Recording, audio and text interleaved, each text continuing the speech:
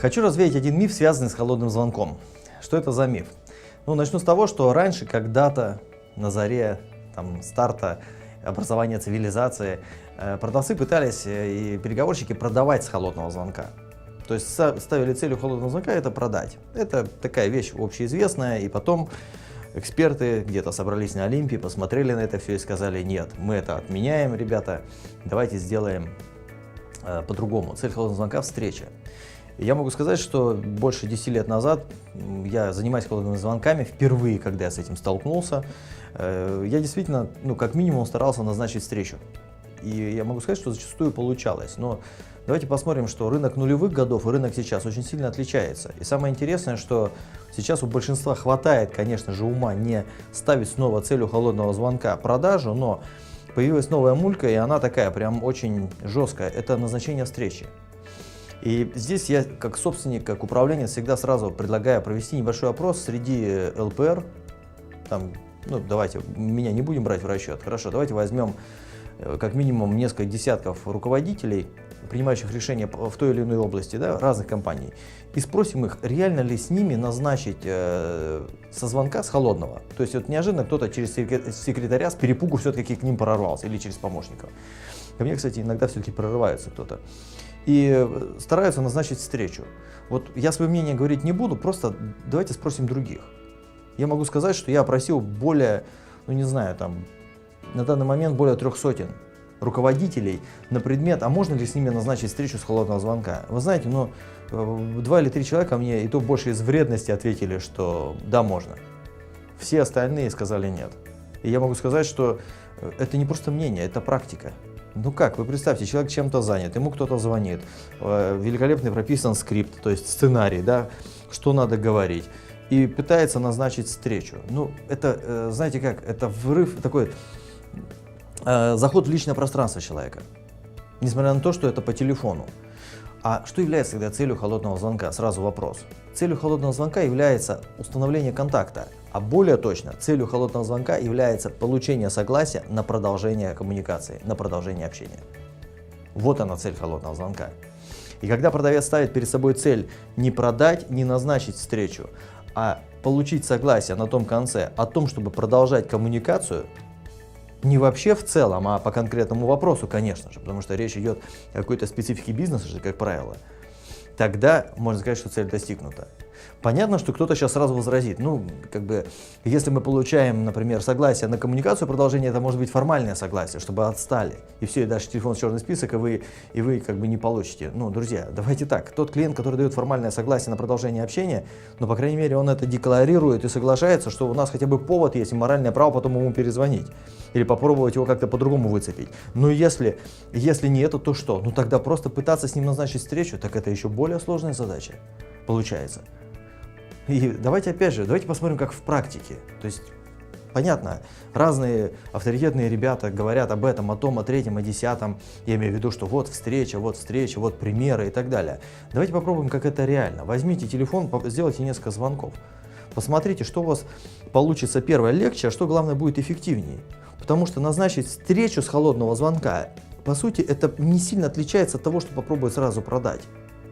Вы знаете, рынок сейчас не настолько шальной, в нынешнее время, особенно в плане информационном. Почему это актуальность и утратило? Раньше, когда человек черпал информацию как раз благодаря продавцам, звонящим и охотящимся, это да. А сейчас человек в интернете, по крайней мере, много клиентов, они думают, что они и так уже все знают.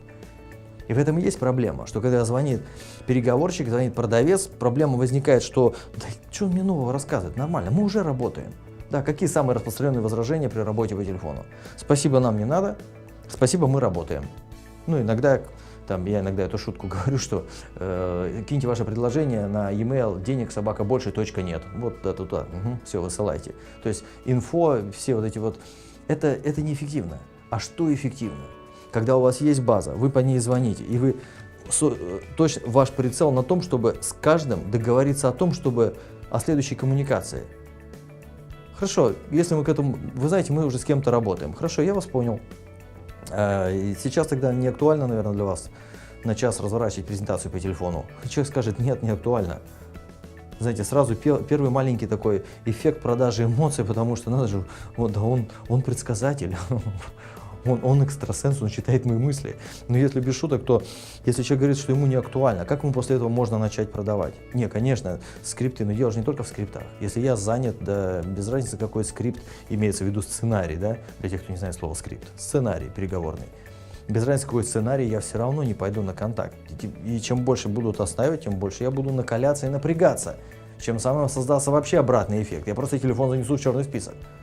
А если вы играете, применяете, по сути, знаете, как принцип айкидо, то есть он начинает давить в ответ, что нет, спасибо, нам не надо, мы уже работаем, нас все устраивает и так далее. Вы говорите, да, еще лучше будет сказать, да вы знаете, я знаю.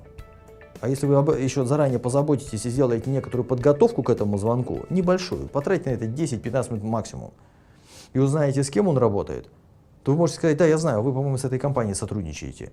Чем сразу создадите для клиента еще эффект того, что вы осведомлены, а значит, вы подготовлены, значит, это не просто кто-то звонит из справочника. По крайней мере, это создаст небольшую паузу, в которой вы можете сказать, давайте держать связь. Давайте, я предлагаю держать связь, оставаться на связи. Если что, я вам звоночек сделаю, может быть, вы мне позвоните, знаете, не в смысле завтра, в смысле там, буду держать вас в курсе, какие у нас предложения. Может, где-то сработаем, может быть, мы подстрахуем вашего поставщика. Почему нет? Или вы знаете, как сейчас настолько все нестабильно, меняются поставщики, меняются партнеры. Давайте держать связь, может быть, посотрудничаем. Я не настаиваю, у нас есть с кем работать, я уверен, у вас тоже. Все, легко. Ключевой момент легко. Это располагает как минимум к контакту. Как минимум к контакту, и все. И эти контакты, когда идет прозвон, они копятся.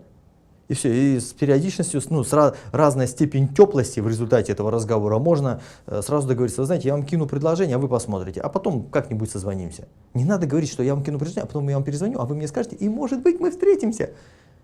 Пошел вон, ой, в скрипте, а что на это отвечать? Мы не прописывали скрипты, на что отвечать на пошел вон. То есть идея заключается в чем? Цель холодного звонка в действительности это получить согласие на продолжение общения. Это и есть профессионализм, а самое главное практичный подход к делу. Из-за этого у вас начинает скапливаться определенное количество контактов, с которыми вы начинаете уже делать следующий этап. В следующем этапе вы уже можете претендовать на договоренность о встрече или как минимум на обратную связь по поводу того предложения, которое вы выслали. И вот здесь начинается уже настоящая работа. Попробуйте.